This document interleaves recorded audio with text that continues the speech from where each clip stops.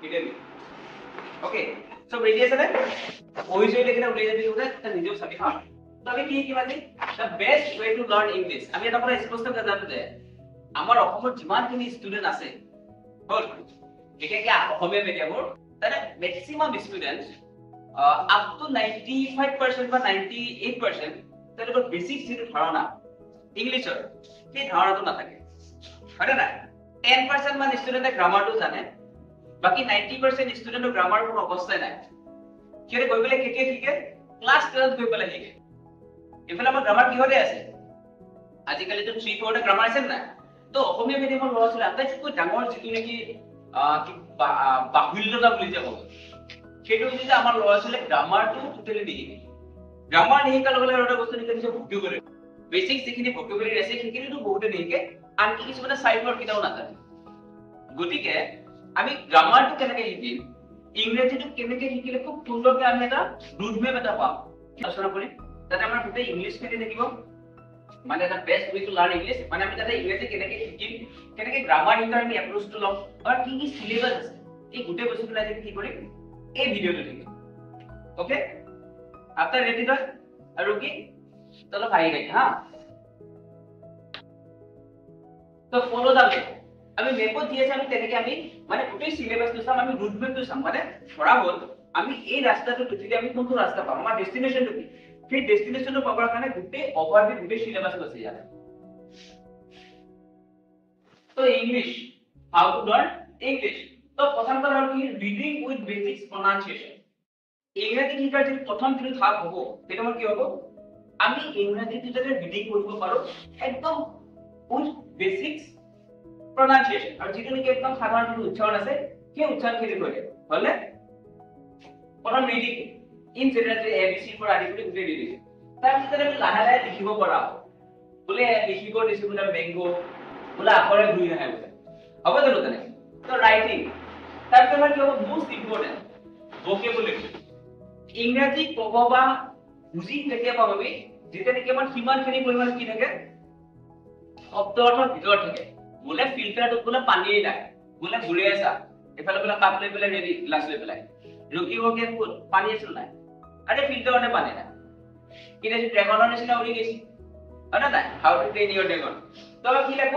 ভোকেবুলাৰী ধৰা হ'ল চা মই চাইনিজ ক'ব পাৰিম চাইনিজ ক'ব কাৰণে কি লাগব সাপোজ নিশি শোষণ কথা দেখবালো কিন্তু মই যদি চাইনিজটো বহুত স্পষ্টকৈ ক'ব যাওঁ তেতিয়াহ'লে মোৰ কি লাগিব আৰে ভোকেবুলাৰী লাগিব না এটা মোক যদি এয়াৰপ্লেনৰ যদি চাইনিজ নেম ফ্ৰম নোৱাৰো এটা কোৱাৰ অসুবিধা হ'ব না তো মোষ্ট ইম্পৰ্টেন্ট পাৰ্ট কি হয় যেতিয়া কিবা বেলেগৰ ভাষা শিকো সেই ভাষাটো শিকোতে আমাক কি লাগিব ভোকেবুলাৰীটো লাগিব উইদাউট ভোকেবুলাৰী আমি কান্ট স্পিক আমি ক'বই নোৱাৰিম ন বোলে কিবা এটা এই শব্দটো বোলে আমি অৰ্থই নাজানো অৰ্থটো নাজানিলে আমি কম কেনেকৈ আমি এক্সপ্ৰেছ কৰিম কেনেকৈ কিবা এটা বাক্য এটা প্ৰকাশ কৰিবৰ কাৰণে আমাক কি জানিব লাগিব সেই নিৰ্দিষ্ট ভাষাত শব্দৰ ভাণ্ডাৰ এটা থাকিব লাগিব তো মোষ্ট ইম্পৰ্টেন্ট পাৰ্ট আমাৰ ভোকেবুলাৰী বিল্ড কৰা তো ভোকেবুলাৰী শিকি যোৱাৰ লগতে আমাৰ কি কি কৰিব লাগিব গ্ৰামাৰ একদম বেসিক গ্ৰামাৰ পৰা ষ্টাৰ্ট কৰা শিকিব আমি এডভান্স লেভেললৈকে যাম লাহে লাহে কি কৰা লিসনিং স্কিলটো শিকোৱা লিসনিং স্কিলটো one of the most important skills to learn কেনেকৈ তুমি লিসনিং স্কিলটো বঢ়াবা সেই বস্তুটো শিকা কেখন আমাৰ কি আহিব স্পিকিং বেসিক্সৰ পৰা একদম বেসিকটো আমি আলোচনা কৰিম অলৰেডি আমি কৰিছো না সেটাৰে আমি বেসিক্সটো আলোচনা কৰিম বেসিক্স কনভাৰসেশন ওকে নেক্সট আমাৰ কি আছে তো ইউনিভাৰ্স অফ ভোকেবুলাৰী আমি গ্ৰামাৰ সামাৰ বা কেনেকৈ শিকিম আমি গোটেই ৰুটমেপটো পালো এটা আমি কি কৰিম আমাৰ ভোকেবুলাৰী কেনেকৈ শিকিব লাগিব ভোকেবুলাৰী আমাৰ কি আছে নাম্বাৰ 1 আমাৰ নাউন আছে নাউনৰ গোটেই কেটেগৰী ওয়াইজ ধৰ ফ্ৰুইটস নেম এনিমেলস নেমস আছে না এই গোটেই বস্তুখিনি কেটেগৰী ওয়াইজ শিকিব লাগিব তাৰ নেক্সট আছে আমাৰ কি প্ৰনাউন গোটেই প্ৰনাউনখিনি শিকিলে হ'ল ভাৰ্ব আছে ভাৰ্বৰ ভিতৰত আমাৰ কি আছে লিষ্ট অফ ভাৰ্বস গ্ৰুপ ভাৰ্বস ইনফিনিটিভ ভাৰ্বস হয় না এডজেক্টিভ আছে এডভাৰ্ব আছে প্ৰিপজিশন আছে কনজাংশন আৰু ইন্টাৰজেকশন এই গোটেই শব্দকেইটা যদি তুমি শিকা উইথ মেক মানে গোটেইটা সিলেবাস মতে শিকিছা গোটেইটা গ্ৰুপ পেপাৰ শিকিছা তেতিয়া তোমাৰ স্পষ্ট ধাৰণা এটা থাকিব নাই থাকিব নেক্সট আমাৰ কি আছে আকৌ ভোকেবুলাৰী আছে সাইড ওয়াৰ্ডস আছে এটো ভালো থাকিব আছে না বাৰু আমাৰ নেক্সট কি আছে আমাৰ সাইড ওয়াৰ্ডস আছে ফ্ৰেজ এন্ড ইডিয়মস আছে তো ফ্ৰেজ এন্ড ইডিয়ম বহুত ইম্পৰ্টেন্ট হয় সিমিলাৰ এন্ড কনফিউজিং ওয়াৰ্ডস ধৰা হ'ল প্ৰে প্ৰে আছে নাই তেনেকুৱা যিমানবিলাক সিমিলাৰ কনফ্লিক্ট ৱৰ্ড আছে সেইটো লিষ্ট এখন কৰক লিষ্ট বনাবলৈ কেটেগৰী ৱাইজ কি কৈ থাকা হয়নে নাই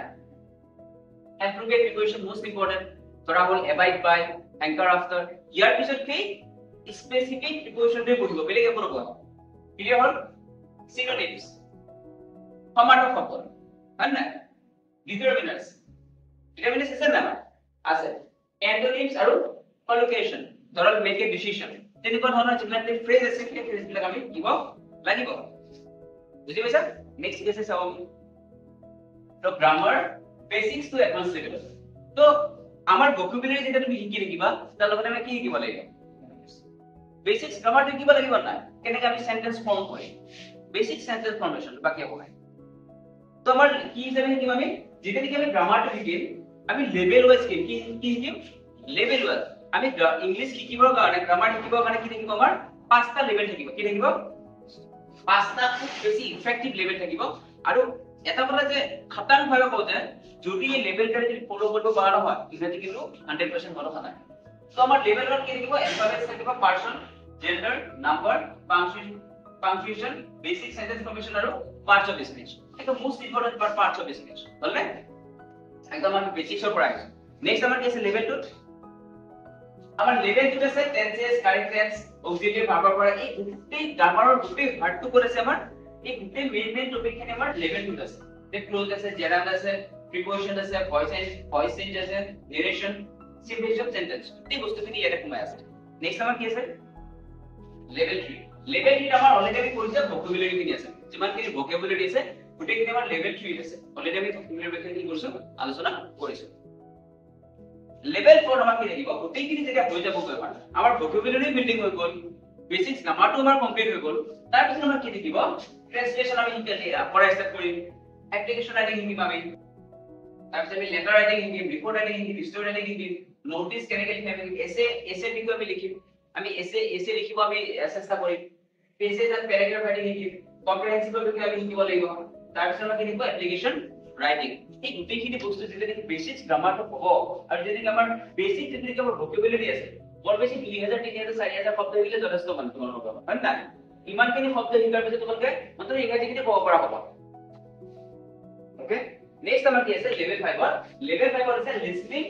কাৰণ যেতিয়া তুমি নিবা শুনিলে কিছু বস্তু স্পষ্ট হয় দে বস্তুটো প্ৰনাউন্সিয়েচন কেনে কৰিছে লিসনিং স্কিল বহুত ডাঙৰ এটা স্কিল হয় লিসনিং যিমানে কৰিবা যিমানে শুনিবা সিমানে কি হ'ব তোমাৰ আইডিয়াটো বাঢ়িব যে শব্দৰ প্ৰনাউন্সিয়েচন কি হৈছে তাৰ পিছত আমাৰ কি হ'ব স্পোকেন ইংলিশ এটা আমাৰ ইংৰাজী কথা কোৱা আমি লাহে লাহে কৰি ষ্টাৰ্ট কৰিম আৰু আমাৰ কি আছে ৰাইটিং এনিথিং মানে যেতিয়া নেকি তোমাৰ গোটেইখিনি নোটপেডটো আমাৰ কমপ্লিট হ'ব তেতিয়া তুমি যিকোনো বস্তু লিখিব পাৰা ইংলিছত যিকোনো বুজি পাইছা নাই so start your journey now I hope যদি এই মুভমেন্টটো তোমালোকে ফলো কৰা উইথ গ্যাৰান্টি তোমালোকৰ গোটেই বেসিক্স গ্ৰামাৰটো কমপ্লিট হ'ব আৰু ইংৰাজী কোৱা আৰু বুজিব কি হ'ব গোটেই কনসেপ্টটো কি হ'ব ক্লিয়াৰ হ'ব থ্যাংক ইউ সো মাচ